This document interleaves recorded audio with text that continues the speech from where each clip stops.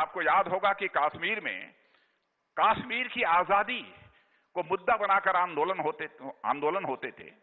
तो आंदोलन में बराबर कश्मीर का जो अपना झंडा था वह कश्मीर का झंडा नहीं फहराया जाता था, बल्कि पाकिस्तान और आईएसआईएस का झंडा वहां पर फहरते हुए हम सबको दिखाई देते थे। लेकिन आज हम सीना ठोक कर कह सकते हैं मेरे दोस्तों कि अब कश्मीर में भी ये दिखता है, यदि विजयी विश्व तिरंगा प्यारा झंडा ऊंचा रहे हमारा, अब यही कश्मीर की धरती पर भी हमको दिखता है।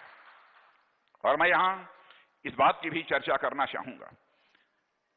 अपने श्रद्धेय नेता अटल बिहारी वाजपेयी जी जो आज हमारे बीच में नहीं है, कश्मीर के प्रश्न पर वह कहते थे कि हम कश्मीरियत, जमहूरियत और इंसानियत में विश्वास करते हैं। मैं यह कहना चाहता हूं कि आज आदरणीय अटल बिहारी वाजपेयी जी हमारे बीच नहीं है, लेकिन हम आज भी इसी सिद्धांत पर कायम हैं। हमारी नजर में कश्मीरियत में हजरत बल भी है और हमारी नजर में कश्मीरियत में बाबा अमरनाथ भी हैं, यानी हमारे बर्फानी बाबा भी हैं। बहनों भाइयों,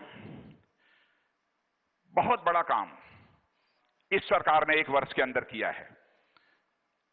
अब तो आपको बतलाने की जरूरत नहीं है, जम्मू के लोग इस हकीकत को जानते हैं कि अब भारत सरकार के जितने भी कानून होंगे अब जम्मू और कश्मीर में भी प्रभावी तरीके से लागू होंगे। सफाई कर्मियों को, वाल्मीकि समाज को किस प्रकार की जलालत की जिंदगी जीने को मजबूर होना पड़ रहा था, यह आपको मैं बतलाने की जरूरत नहीं है। यहां मैं चर्चा करना चाहूंगा जम्मू और लद्दाख की भी। जम्मू और लद्दाख के लोगों को ऐसा लगता था कि बहुत सारी इसके पहले की भी सरकारें कश्मीर को ज्यादा महत्व देती हैं, जम्मू और लद्दाख इन दोनों की उपेक्षा करती हैं। लेकिन बहनों भाइयों, अब मौसम बदल चुका है। मैं कहना चाहूंगा अब मौसम बदल चुका है और हमारे चैनल्स भी आपने देखा होगा, मुजफ्फराबाद और गिलगित का तापमान, टेम्परेचर जिसे हम कहते हैं दर्जाए हरारत बता रहे हैं, अब टेम्परेचर बतला रहे हैं मुजफ्फराबाद की और गिलगित की। इस तरीके से माहौल इस समय बदला हुआ है और मैं जानता हूं कि यह टेम्परेचर बतलाने के कारण, यह दर्जाए हरारत बताने के कारण अब इस्लामाबाद में भी कुछ हरारत महसूस होने लगी है और इसलिए वे कुछ ज्यादा शरारत करने पर भी आमादा हैं। लेकिन आप देख रहे होंगे